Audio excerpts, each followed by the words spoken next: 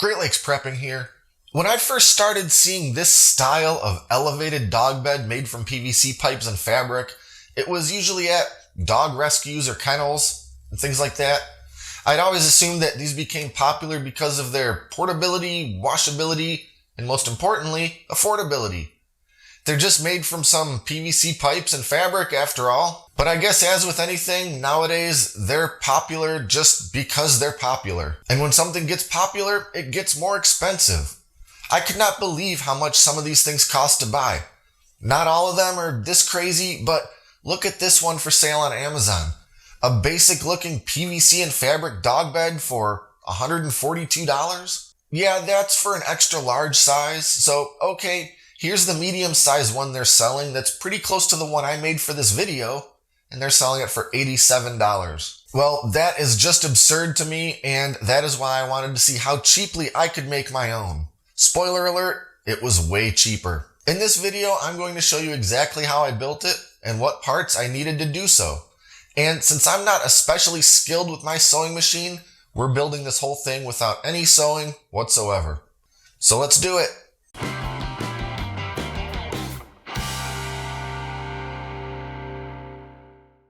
Alright, real quick, let's take a look at the materials we need to make our dog bed. First, of course, we've got some PVC pipes. These are 1¼ inch pipes, and all these pieces actually came from one single pipe that started off as a 10-foot length. Next, we've got some durable outdoor fabric. Now, this is actually sold as marine fabric. There's different kinds, and I'll put a link in the description to the kind that I'm using. I actually got this particular piece on clearance. You don't need a real big piece, so a scrap might work just fine. We only actually need a 42 by 32 inch rectangle of the fabric. And I wasn't too picky on color. I really just kind of grabbed this color that was on clearance. It's some kind of sage green. I think it looks perfectly fine. And besides, dogs aren't really going to care about the color anyway. Next, we've got some PVC fittings. And of course, we have our 3-way corner fittings, and we need 4 of those. And we need 4 of these end caps, and I'm using the kind that are flat on the bottom as opposed to the normal PVC plumbing end caps that you might find that are rounded. Those would probably work fine too, but these I guess look a little nicer. These are actually sold more as PVC craft and furniture parts more so than plumbing. I don't think you would use the flat end caps for plumbing purposes, but that doesn't matter here. And next we've got some screws, and we're going to use a particular type of screw. Basically, you want a screw that's got sort of this built-in washer as part of the head. I'm sure there's a proper name for this kind of screw head, but just look for the kind that pretty much look like they've got a washer built right into it. And also, these are self-tapping. These are actually sold as Lath Screws, and they're 1/2 inch long. So self-tapping 1/2 inch Lath Screws. This is a brand called Tex. There's other brands too. This is what I happen to already have, so that's what I'm going to use. And I almost forgot to mention the 4-inch segments of the PVC pipe, which will serve as the dog bed's legs. So as you can see, I've already cut my PVC pipes to the lengths that I need. I have 2 pieces at 32.5 inches and 2 pieces at 23.5 inches. And I gave each one of them just a real quick sand with some fine grit sandpaper just to clean them up a little bit, get some of the gunk and stuff that seems to always collect on these things when they're at the store or the factory or whatever. And then I used some compressed air to just blow all the shavings and dust off of them so they'd be relatively clean. So now I'm just gonna measure out and cut this piece of fabric so I have a 42 inch by 32 inch rectangle.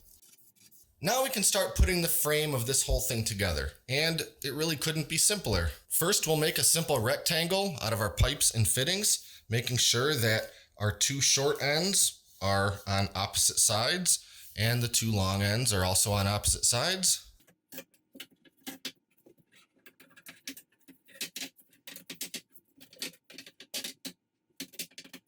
And I'll kind of check over each pipe to make sure that the kind of ugly markings and barcodes and so forth are facing down. Most of that will be covered by fabric anyway, but just to make sure none of that peeks through, it'll make the whole thing look a little bit nicer. And now we'll flip it over and start putting in our little legs.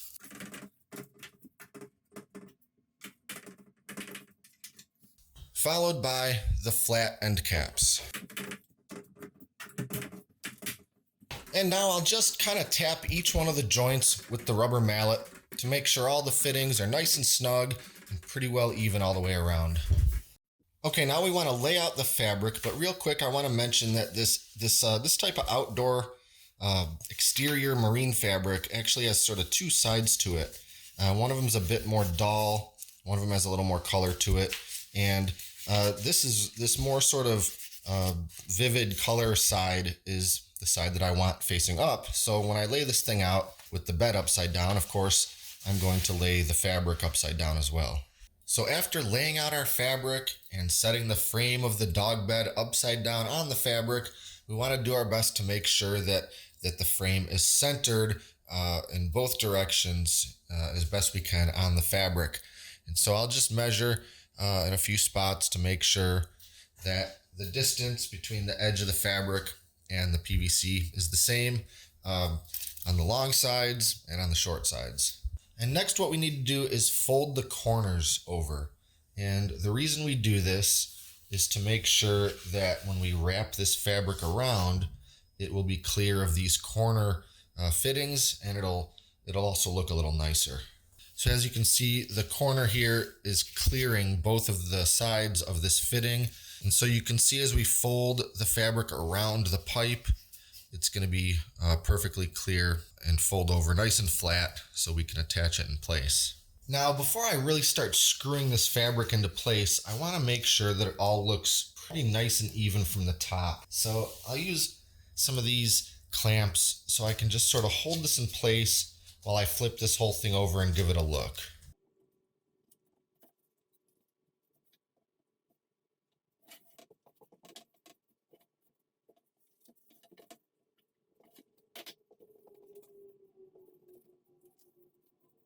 See, it's really a good idea to do this step because even though it looked really quite good from the bottom, I can see now that at the top, my little fold isn't quite deep enough because it's overlapping some of these fittings still. So I want to make sure to bring that fold in even a little more. All right, now once this is all laid out and even, we need to start attaching the fabric to the PVC. There's a couple of things we have to do along the way. First, we want to give this edge of the fabric a fold. That's going to give us an extra layer through which to drive a screw. It's going to just make it a little stronger, a little sturdier, give it less chances to sort of tear around that screw. But because it's going to be difficult to keep this little lip folded all the way down, unless maybe we use some kind of fabric glue or used a bunch of clamps, I'm just going to do this gradually, and I'm going to start in the middle, fold a little piece over, about, I don't know, ½ inch, something like that, and just put a screw in here to get started and hold this whole thing in place.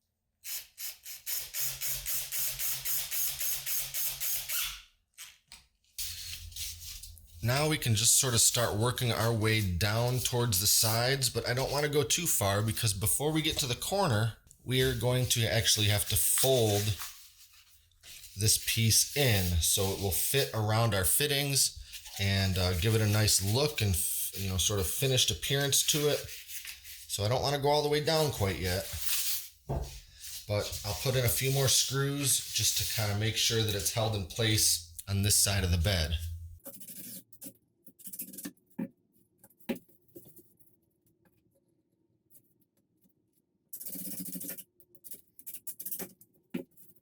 So as I'm getting to the corner here, I go ahead and carefully fold in the corner like I was talking about. And once I've got this side pretty well secured, I'll still end up putting more screws in here, but for now, this is going to keep it in place while I move on. I'm going to go to the opposite side and kind of get that piece fixed into place and get my corners folded over there too. And by the way, if you notice that you don't have quite enough material on this side to do your little fold and screw it in place, you can go over to your first side and just sort of twist that pipe a little bit to bring your your edge on that side back a little bit so you can pull it a bit on this side. That's perfectly okay. And we'll end up kind of making sure this is all taut and tightened up by twisting these pipes the best we can after all the sides are secured. So for now, if it makes it easier to work on this side, you can give yourself a little slack on the first side. As you're screwing these in, make sure to have a really tight hold on that fabric, because it's going to want to start twisting as that screw tightens. But if you can kind of pinch it in place as hard as you can kind of keep it from doing that, and it'll stay relatively smooth and unwrinkled, more or less.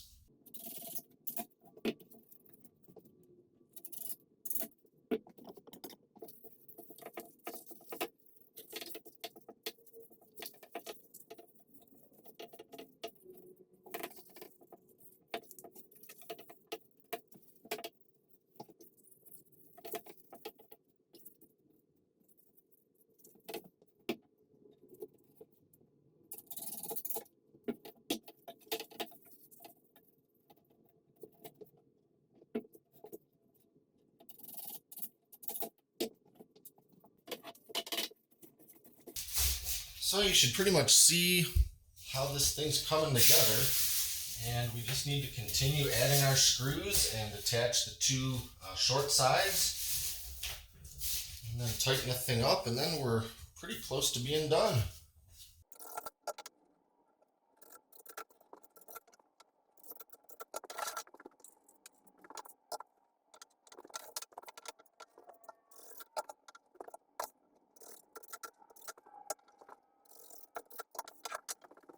And now that I've got the fabric secured in place on all four sides, I'm going to go ahead and just add a bunch more screws just to give it some extra strength and really make sure that this fabric can really never move.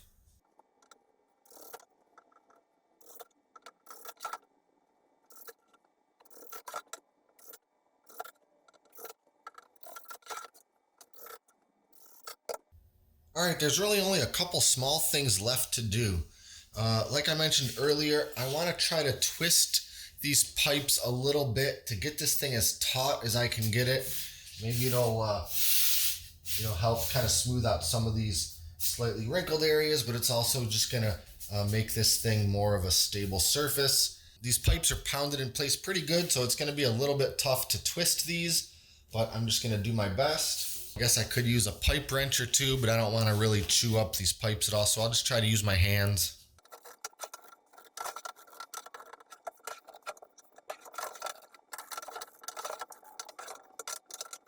Well, I think that's about as tight as I can humanly get it with my bare hands, and I'd say that I'm happy enough with how that went.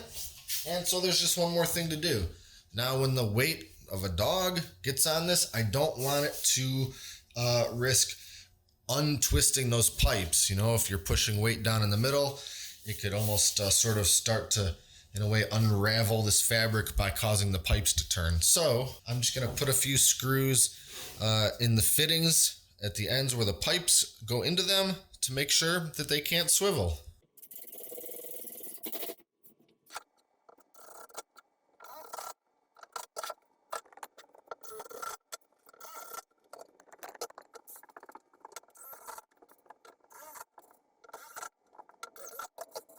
And there we have it. That's the completed no-sew PVC pipe dog bed. So that's about it for now. Be sure to like and subscribe and stay up to date with all our latest stuff, including future DIY gadget videos. Thanks for watching, and until next time, this is Great Lakes Prepping.